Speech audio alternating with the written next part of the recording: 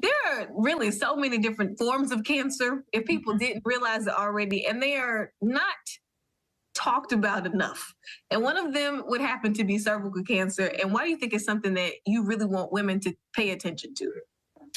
So I think that women need to understand that cervical cancer, it can get detected very early, and early detection is key to beating and really recovering from a lot of cancers, right? So I think that women don't understand the importance of your pap smears and your screenings that can help identify if you're at risk for cervical cancer or if in fact you have cervical cancer. And because cervical cancer is typically asymptomatic, meaning that you don't get any symptoms, most women won't know they're at risk for it. So, or that they have it. So I think it's important to know that, yes, women can get cervical cancer, women can get cervical cancer young, and early detection is key simply by having your annual screening or your pap smears and going to a gynecological provider. And typically women don't have a hard time going to the doctor, but I feel like there are some that may be watching this like, girl, I'm not going because I don't want them to tell me anything bad.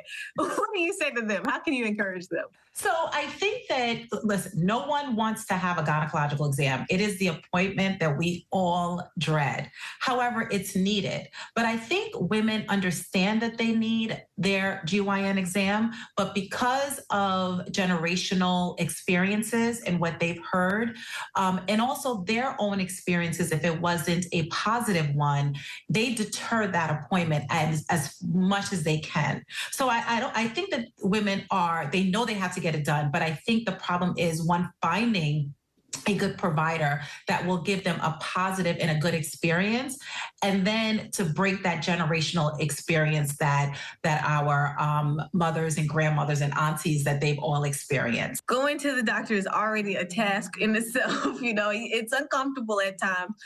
What do you really need to start looking out for? I know early detection is best, but how do I even know before I get to that point that something's wrong?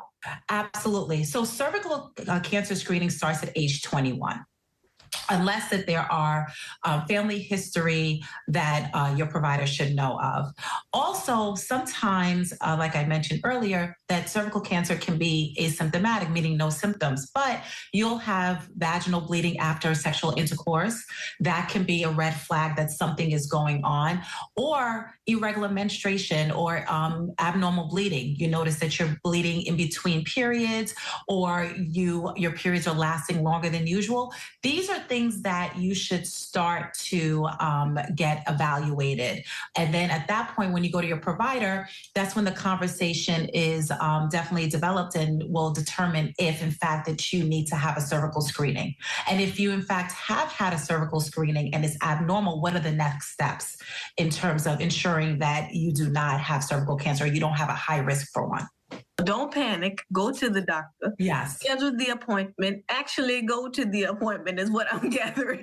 Absolutely. And follow up is key, because some women go to the appointment, they hear they have an abnormal pap smear, and then the follow up, they just don't go back because, again, it's the fear.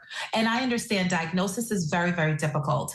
However, please know that cervical cancer is very slow growing. Just because you have an abnormal pap smear doesn't mean you have cervical cancer, or you will have cervical cancer in the future. So it's just the follow-up is very, very important. Is there anything that you feel like the people got to know before we go? So one of the things is that there is always the information in terms of guidelines. I hear that you have to get a pap smear every 3 years, 5 years. Nobody seems to know. At the very least, every woman should have an annual exam. Go to your GYN provider annually, because there are other things that we do besides just cervical screening. So, and at that point, you'll know if in fact at that appointment you are due for your cervical screening, or it's deferred because you've had normal results. So always go annually. That is very, very important. And know your numbers, know your medical history. So when you go from state to state of different providers, you have that information with you so that you can pass on to the next provider.